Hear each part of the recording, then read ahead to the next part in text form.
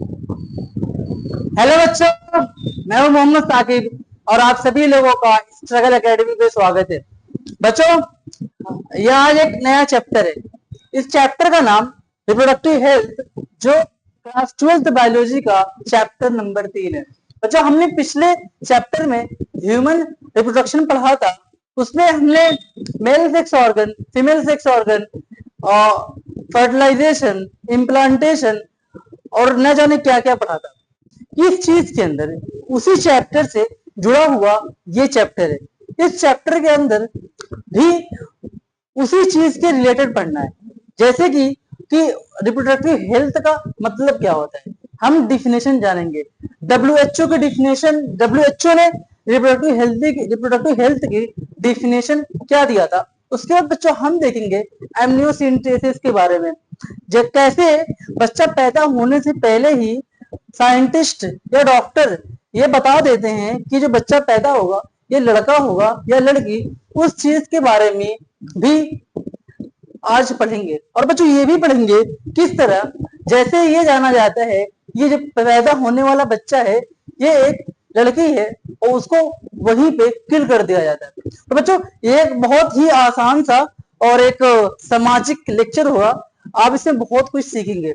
बस अपना 100% फोकस यहाँ पे रखिए, कॉपी और कलम लेकर बैठिएगा, बहुत मजा आएगी। ठीक है, तो जैसे पीछे आप देख रहे हो रिप्रोडक्टिव हेल्थ, ठीक है, तो बहुत सारी चीजें पढ़ेंगे। शुरू करते हैं। ठीक है, सबसे पहले ये देखो कि रिप्रोडक्टिव हेल्थ, जैसे आप एनसीईआरटी ओपन करोगे आपको इसकी डिफिनेशन ही देखने को मिलेगी। ये पूछा जाता है कि रिप्रोडक्टिव हेल्थ क्या है, तो आसान शब्दों में रिप्रोडक्टिव हेल्थ का मतलब ये होता है कि रिप्रोडक्टिव ऑर्गन का हेल्दी होना। जो रिप्रोडक्टिव ऑर्गन है, जैसे मेल में पेनिस है, फीमेल में वेजाइना है, यूटेरस है, फैलोपियन ट्यूब है, ओवरी है, इन सब ऑर्गन जब हेल्दी होते हैं, स्वस्थ होते हैं, तो उसी चीज को रिप्रोडक्टिव हेल्थ कहलाता है। लेकिन ये एक आसान सी डिफिनेशन थी, लेकिन सिर्फ आप इस डिफिनेशन को पढ़ के आपका काम नहीं चलने वाला। आपको 2 कदम और आगे बढ़ना पड़ता है डब्ल्यूएचओ के साथ। डब्ल्यूएचओ का फुल फॉर्म होता है वर्ल्ड हेल्थ ऑर्गेनाइजेशन। क्या होता है बच्चों? World Health Organization. World Health Organization ने रिप्रोडक्टिव हेल्थ की कुछ डिफिनेशन दी है। उस डिफिनेशन को जानने से पहले हमें कुछ चीज समझनी पड़ेगी। मैं आपसे पूछता हूँ, एक इंसान, एक आदमी है, उसकी फुल बॉडी है ना, वो माशाल्लाह हेल्दी है, लेकिन वो समाज में कहीं चलता है किसी को पीट देता है, कहीं देखता है किसी को गाली देने लगता है, तो क्या वो एक हेल्दी इंसान है? उसको सोसाइटी एक्सेप्ट नहीं कर रही है ना। तो इसका मतलब ये हुआ सिर्फ आपका अगर रिप्रोडक्टिव ऑर्गन हेल्दी है तब भी आप सिर्फ हेल्दी नहीं हो। डब्ल्यूएचओ कहता है अगर आपको पूरी तरह से जब आप स्वस्थ होते हो तभी आप रिप्रोडक्टिव हेल्थ की डिफिनेशन में आते हो, है ना। आपको आपको शारीरिक तौर पे भी, फिजिकली भी आपको फिट होना है, हेल्दी होना है, और बच्चों आपको सोशली भी फिट होना है, समाज में भी आपको, सामाजिक तौर पे भी आपको बेहतर होना है, तब आप एक रिप्रोडक्टिव हेल्थ में आएंगे। उसके बाद बच्चों आप जज्बात के तौर पे, इमोशनली भी आप सही होने चाहिए। उसके बाद और इमोशनली का बच्चों आता है बिहेवियर भी, जो आपका बिहेवियर, लोगों के साथ आप क्या बर्ताव करते हो, ये भी आपका सही होना चाहिए। तो बच्चों रिप्रोडक्टिव हेल्थ में पहले पेज पे 2 डिफिनेशन लिखी हुई है, उसी डिफिनेशन के बारे में पढ़ना है। बच्चों मैंने यहाँ पे लिख के लाया हूँ, रिप्रोडक्टिव हेल्थ को आसान शब्दों में हम ये कहते हैं healthy reproductive organ with normal function.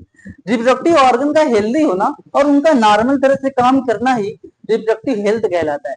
But WHO ने, जिसका फुल फॉर्म है वर्ल्ड हेल्थ ऑर्गेनाइजेशन, इसने बताया था रिप्रोडक्टिव हेल्थ का मतलब होता है वो फिजिकली भी स्वस्थ होना चाहिए, सोशली भी, बिहेवियरली भी और इमोशनली भी। जब ये चारों क्राइटेरिया आपस में मिलते हैं पूरी तरह से, तब वो इंसान रिप्रोडक्टिव हेल्दी कहलाता है। ओके बच्चों, मैं जो एनसीईआरटी की, जो एनसीईआरटी है वो इंग्लिश में लिखी होती है या हिंदी में लिखी होती है, लेकिन बच्चों मैंने ये सिर्फ आप लोगों के लिए, क्योंकि लेक्चर कुछ लोग सीबीएसई बोर्ड वाले भी देखते हैं और यूपी बोर्ड वाले भी देखते हैं, तो मैं इसलिए जो दोनों बच्चों का काम चल जाए, जो ये ऊपर वाली जो लाइन लिखी हुई है ये एनसीआर इंग्लिश एनसीईआरटी है, और जो नीचे वाली है वो हिंदी एनसीईआरटी है, जिसको मैंने व्हाट्सएप वाली लैंग्वेज में लिखा हुआ है ताकि हर एक बच्चे को यह जो स्लाइड है बेहतर समझ आए। अगर आप इसका इस चीज का आप पीडीएफ पाना चाहते हो तो आप टेलीग्राम पे साकिब सर 1 पे क्लिक कर सर्च करना, तो आपको ये वहां पे मिल जाएगा। ठीक है,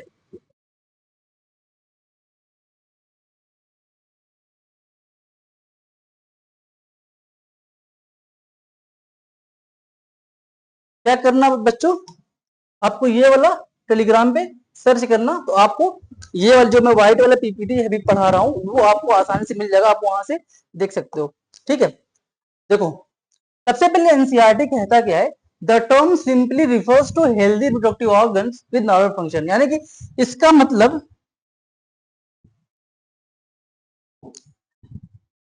मतलब है कि रिप्रोडक्टिव ऑर्गन्स जैसे यूटेरस, ओवरी, टेस्टिस हेल्दी हो और सही तरह से काम करे, यही आसान शब्दों में रिप्रोडक्टिव हेल्थ का मतलब है। हाउएवर, लेकिन it has a broader perspective, इसका मतलब सिर्फ शरीर तक सीमित नहीं है। ऐसा नहीं है कि आप सिर्फ आपका रिप्रोडक्टिव ऑर्गन हेल्दी है तो आप सेहतमंद हो गए, ऐसा नहीं है। ये इमोशंस यानी कि फीलिंग्स आपकी कैसी है, और सोशल यानी समाज में आपकी किस तरह रहन सहन है, बातों को भी शामिल करता है।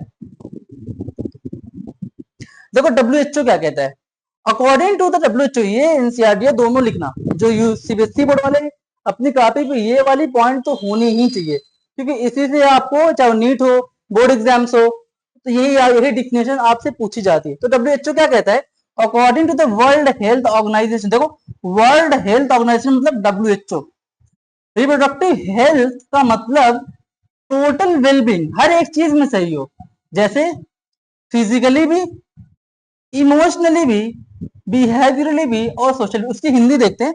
डब्ल्यूएचओ के मुताबिक रिप्रोडक्टिव हेल्थ का मतलब है हर तरह से हेल्दी होना, शारीरिक, जज्बाती, व्यवहारिक और सामाजिक रूप में सही होना ही डब्ल्यूएचओ के हिसाब से रिप्रोडक्टिव हेल्थ कहलाता है। फिर देखते हैं बच्चों, इसलिए अगर एक समाज में लोगों के रिप्रोडक्टिव ऑर्गन सही काम कर रहे हो और उनके बीच सेक्स रिलेटेड इमोशंस और बिहेवियरल इंटरेक्शन ठीक हो, तो उसे रिप्रोडक्टिव हेल्थ सोसाइटी का है। ये क्या कहना चाह रहा है कि what is reproductive health society, reproductive health society क्या है, यानी कि वह सोसाइटी जहां पे जो डब्ल्यूएचओ ने डिफिनेशन दी थी वो सारी चीजें सही पाई जा रही है, और वहां पे जो सेक्स रिलेटेड इशू है उनके वो भी सही से डिस्कस किए जा रहे हैं। यानी कि इमेजिन कि अगर किसी को प्रॉब्लम है तो वो आसानी से अपनी बात कह सकता है। अगर ये सब चीजें सही से चल रही हैं तो उस सोसाइटी को हम लोग रिप्रोडक्टिव हेल्थी सोसाइटी कहते हैं। ये सारी चीजें नहीं लिखनी है कापी पे, बस कापी पे जो मैं पहली पेज पे लिखवाया था ब्लैक में, बस वही लिखना है। ठीक है, डब्ल्यूएचओ वाला और बस दो चीजें, ये सब एनसीईआरटी में समझने के लिए होती है, इसलिए किताबें पढ़ा करो। जब आप किताब पढ़ोगे तो आपको बहुत अच्छा फील होगा, आपका नॉलेज बढ़ेगा, आप किताब की भाषा समझ के बहुत अच्छे से उसमें मास्टरी हासिल कर सकते हो। तो बच्चों अब सीखते हैं दूसरी टॉपिक पे, फैमिली प्लानिंग के बारे में। बच्चों हमारा देश जब आजाद हुआ था तो इसकी जो पॉपुलेशन थी, आबादी थी, बहुत ज्यादा थी और गुर्बत बहुत ज्यादा थी। तो सरकार ने ये डिसाइड किया कि हम जो जनसंख्या है, जो आबादी है भारत की, उसको कैसे कंट्रोल किया जाए, उसको कैसे कंट्रोल किया जाए। तो बच्चों भारत सरकार ने 1951 में दुनिया की पहली ऐसी कंट्री थी, दुनिया का पहला ऐसा मुल्क था जिसने फैमिली प्लानिंग के बारे में सबसे पहले बात की थी। इस फैमिली प्लानिंग के अंदर बच्चों हमको हम जो सबसे मकसद था, सरकार का मकसद ये था कि जो रिप्रोडक्टिव हेल्थ है उसको बढ़ाया जाए। रिप्रोडक्टिव हेल्थ भी पीछे बताया ना भी बच्चों कि रिप्रोडक्टिव ऑर्गन का हेल्दी होना ही रिप्रोडक्टिव हेल्थ कहलाता है। और डब्ल्यूएचओ ये सब चीजें फैमिली प्लानिंग में आती थी ताकि जो बच्चे कम पैदा हो। ठीक है, तो आपसे फैमिली प्लानिंग के बारे में यही पूछेगा कि कब स्टार्ट हुआ था, तो आपका जवाब होना चाहिए 1951 में। और फिर पूछेगा किसने सबसे पहले स्टार्ट किया था, तो आपका आंसर होगा फर्स्ट कंट्री कौन सा था बच्चों, फर्स्ट कंट्री थी इंडिया। क्या थी बच्चों, इंडिया।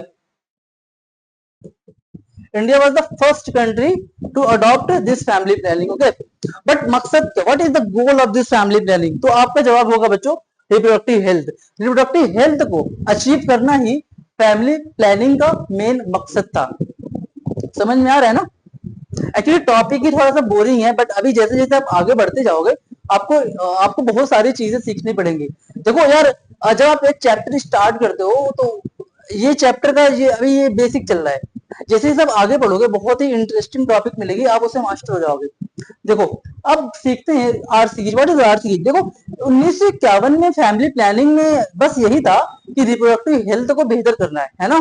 बट सिर्फ रिप्रोडक्टिव हेल्थ को बेहतर करने से आप क्या नाम है, सोसाइटी को बेहतर, समाज को बेहतर नहीं कर सकते, आबादी को कम नहीं कर सकते। तो उसको बदल के सरकार ने एक प्रोग्राम लाया जिसको रिप्रोडक्टिव एंड आरसीएच, इसका फुल फॉर्म होता है reproductive and child health care. क्या होता है बच्चों?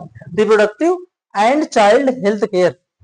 Reproductive and child health care, ठीक है। तो बच्चों आरसीएच क्या था? फैमिली प्लानिंग के अंदर ही बहुत सारी चीजें और लाई गई। जैसे वहां पे सिर्फ हमारा मकसद था कि रिप्रोडक्टिव हेल्थ को बेहतर करना है, बट यहाँ पे उससे और आगे 2 कदम आगे बढ़ा गया और भी बहुत सारी चीजें की गई। किस तरह जो नौजवान हैं, जो जो बच्चे अभी टीनेज में है, उनको किस तरह समझाया जाए कि आपके अंदर जो बॉडी में परिवर्तन हो रहा है उसके बारे में बताया जाए कि आप ये जो उम्र है आपकी, इस उम्र में आपकी बॉडी में ये परिवर्तन होता है, ताकि उसको कोई और बंदा भुलवा ना पाए, भटका ना पाए। जब आप भी छोटे होंगे तो आप में जो आपके दोस्त यार होंगे वो बहुत अजीब अजीब तरह की बातें करते रहे होंगे कि आपके शरीर में ऐसा बदलाव हो रहा है, तो ये चीजें है, क्योंकि उन्हें खुद भी नहीं पता होता है और बच्चों को भी भुलवाते रहते हैं। और यहाँ पे ये भी जोर दिया गया कि एक तो मतलब मेन मकसद तो यही था बच्चों की आबादी कम करना है ना? लेकिन उसके बाद अगर बच्चा पैदा हो जा रहा है तो बच्चे को नरिशमेंट क्या देनी है, उसको कितना खाना देना है, किस तरह का खाना देना है, माँ की किस तरह केयर करनी है, इन सब टॉपिक को यहीं पे डिस्कस किया गया। जैसे बच्चे पहले बहुत सारी ऐसी डेथ हुई है, जैसे एक मदर है, उसने एक बच्चा डिलीवर किया, ठीक है, एक बच्चा पैदा हुआ, तो जब बच्चा पैदा होता है तो जो क्या नाम है प्लेसेंटा वो बाहर आ जाता है ना, तो उसको कैंची से काटा जाता है। तो कुछ डॉक्टर्स या कुछ जो दाई होती थी वो ऐसी होती थी जो घर की कैंची वगैरह से ही काट देती थी। बच्चों जो घर की कैंची या मतलब कोई भी ऐसे किसी कोई ब्लेड उठाए यूज किया उसी से काट दिए, बच्चों उसमें इन्फेक्शन होने के चांसेस हो सकते हैं। तो कितनी बार ऐसा हुआ है सिर्फ उस एक छोटी 1 रुपए की ब्लेड की वजह से कितनी कितनी बच्चों की मौत या कितनी मदर की मौत हो चुकी है। तो ये सब छोटी छोटी बातें थी, उसको इस चीज के अंदर लाया गया। बहुत सारी आप एनसीईआरटी खोल के पढ़ोगे तो आपको बहुत सारी चीजें देखने को मिलेंगी, लेकिन आपको सारी चीजें पढ़नी नहीं है। तो मैंने स्टार्टिंग में डिफिनेशन लिखवाई थी वही पढ़ना है, डब्ल्यूएचओ की डिफिनेशन याद करनी है, डब्ल्यूएचओ का फुल फॉर्म याद करना है, और इस RCH reproductive and child health care की डिफिनेशन को याद करना है ना बच्चों? रिप्रोडक्टिव एंड चाइल्ड, में इसकी डिफिनेशन लिख दे रहा हूँ यहाँ पे, क्या नाम है, डिफिनेशन करो बच्चों वो चीज, फुल फॉर्म इसका बच्चों होता है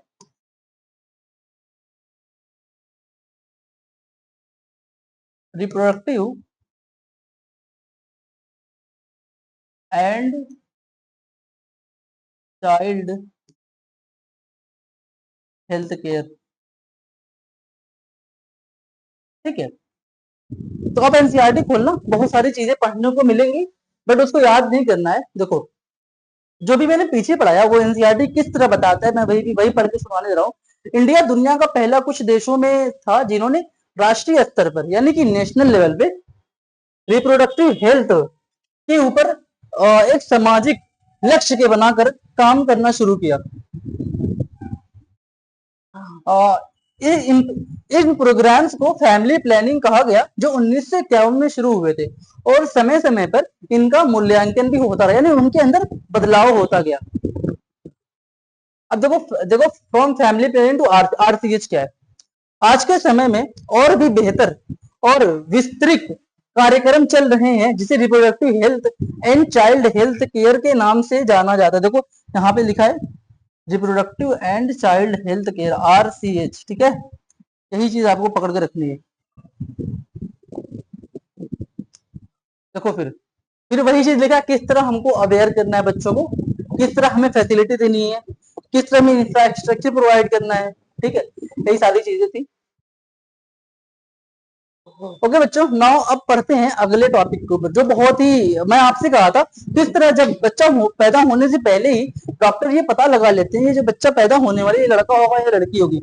और जब लड़की होती थी, इन केस वो लड़की हो, मतलब उनको ये पता लग गया कि जो पैदा होने वाला बच्चा है वो लड़की है, तो उसको वहीं पे एमटीपी करवा देते थे। एमटीपी क्या होती है आगे पढ़ाऊंगा, यानी कि उस बच्चे को एम्ब्रायो की अवस्था में ही किल कर दिया जाता था, तो उसको फीमेल फिटिसाइड कहते हैं, यानी कि एम्ब्रायोनिक अवस्था में ही फीमेल को किल कर देना फीमेल फिटिसाइड कहलाता है।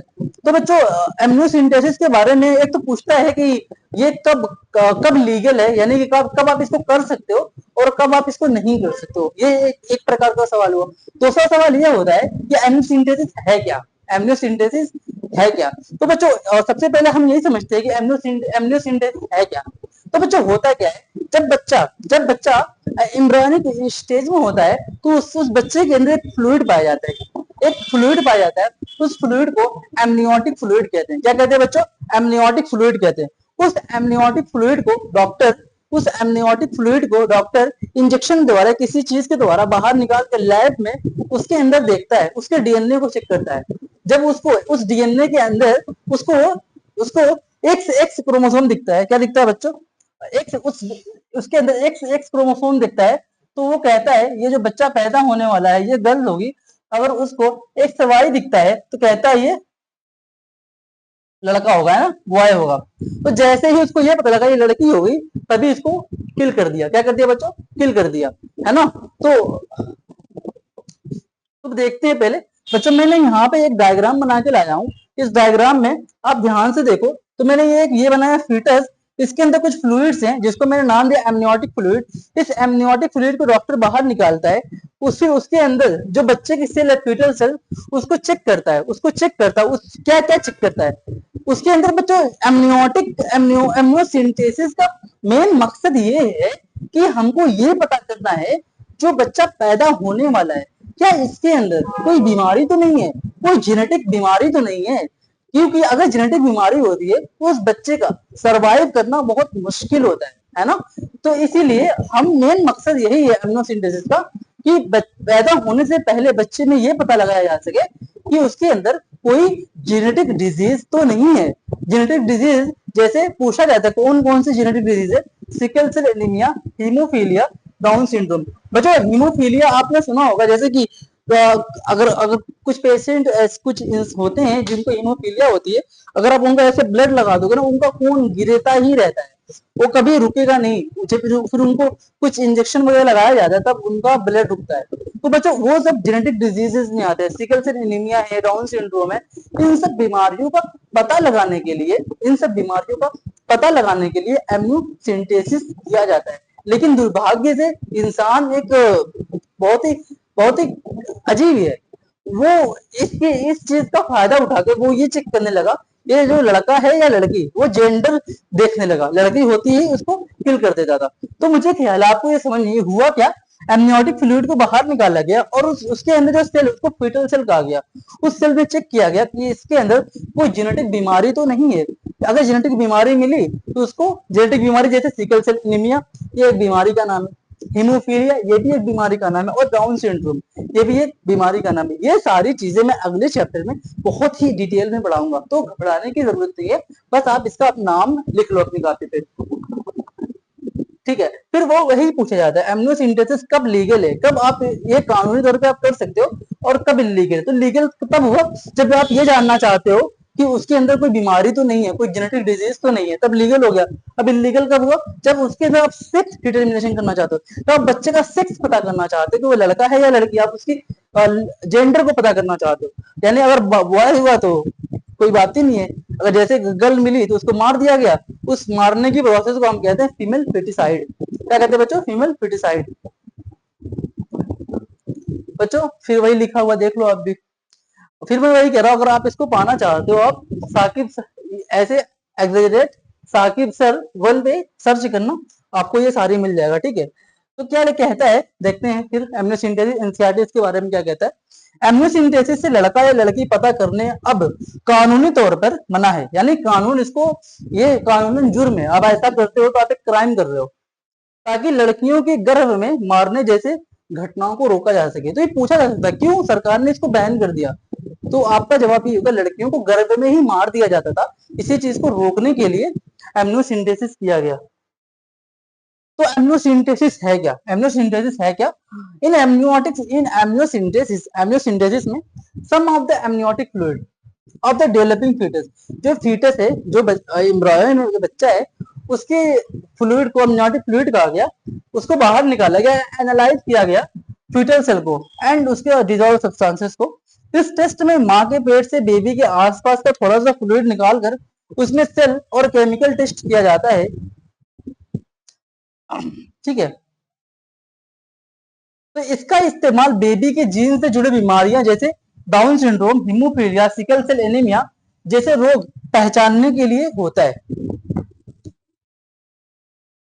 इस टेस्ट से ये भी पता लगाया जा सकता है कि जो बच्चा है वो बेबी माँ के पेट में जिंदा रह पाएगा या नहीं।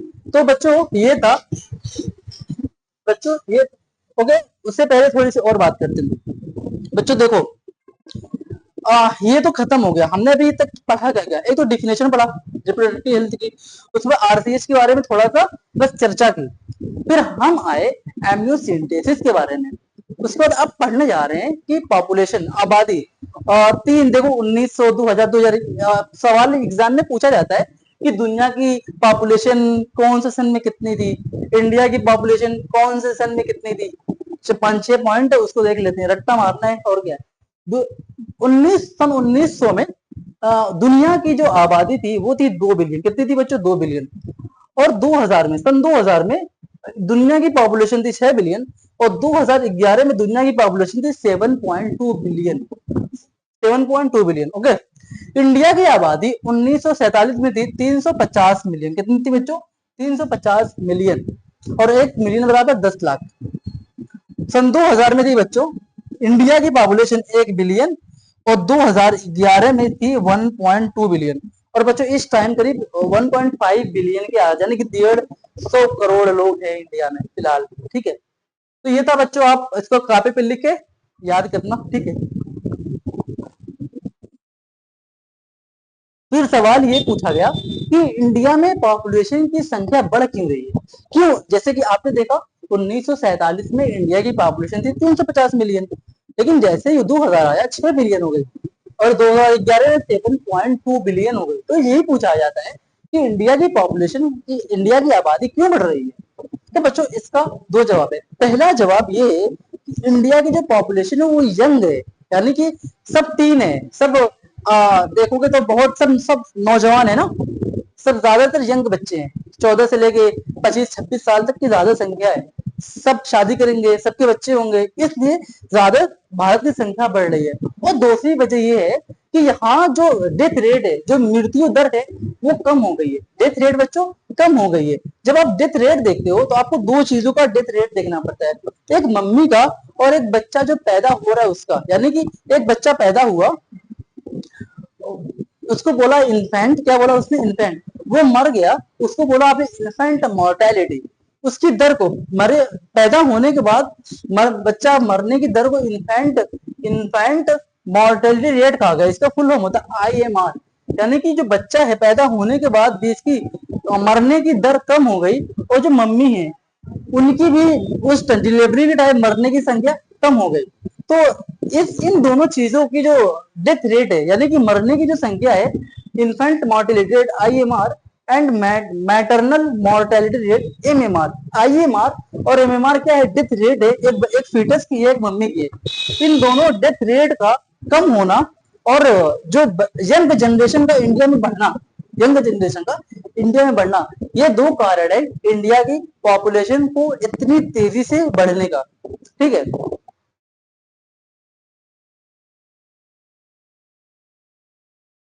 अब बच्चों एक चीज और ध्यान दो, देखो अब होता क्या है ना, मतलब साइंस कहती क्या है एक्चुअली, ये टॉपिक ऐसा है कि मैं आबादी उबादी वाला जो मैटर है मैं पर्सनली नहीं मानता, but as a science teacher मेरा काम है आपको पढ़ाना, तो मैं आपको पढ़ाता हूँ साइंस की भाषा में ही और एक बेहतर एक्सप्लेनेशन के साथ, ठीक है। क्योंकि एज ए मुस्लिम मैं ये नहीं मानता कि मतलब आप आबादी कम कर दोगे तो आपको खाना बेहतर मिलेगा, क्योंकि एज ए मुस्लिम हम बिलीव करते हैं कि जो एक इंसान पैदा हो गया उसका रिस्क लिखा हुआ है, उसको सारा मिलता है, ठीक है। बट एज ए साइंस पढ़ना मैं आपको सीखना ही पड़ेगा, क्योंकि ये सब थ्योरी है। क्या है बच्चों? थ्योरी है, और सारी थ्योरी पढ़नी होती है, सब थ्योरी से ही थोड़ी होती है, बट सभी पढ़ते ही हो ना।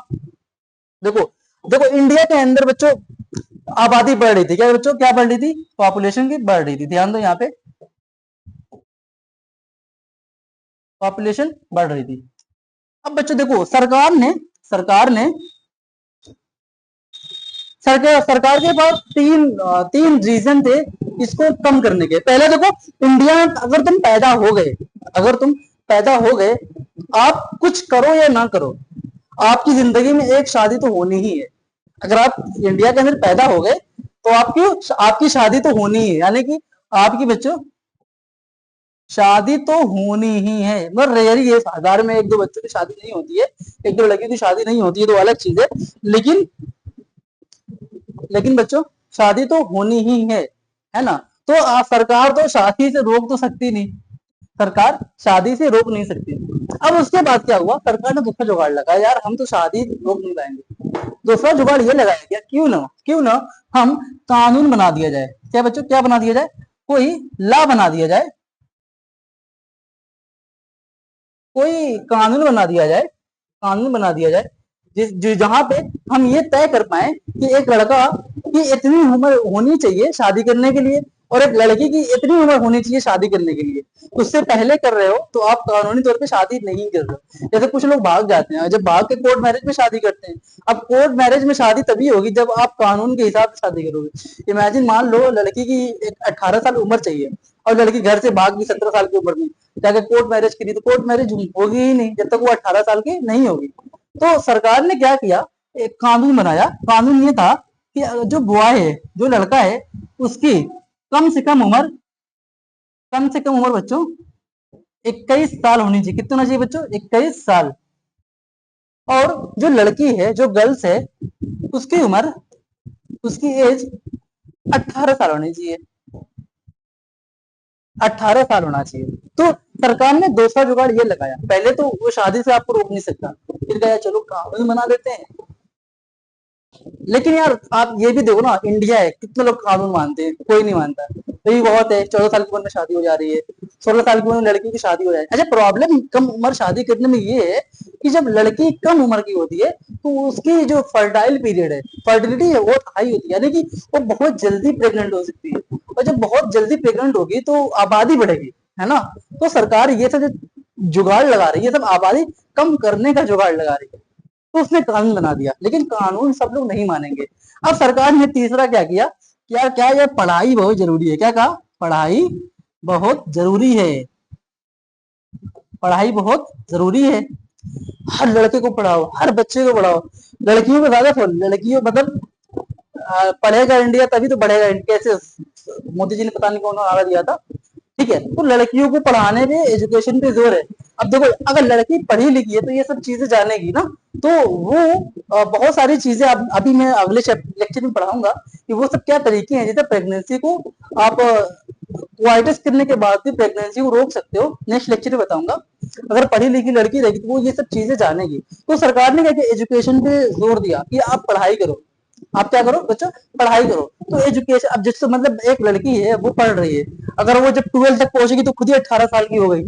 अब यार ये अब कहते हैं ना, अगर हमारी बच्ची पढ़ रही है अभी तो कैसे शादी करेंगे, हमारी बच्ची पढ़ रही है तो कैसे शादी करें।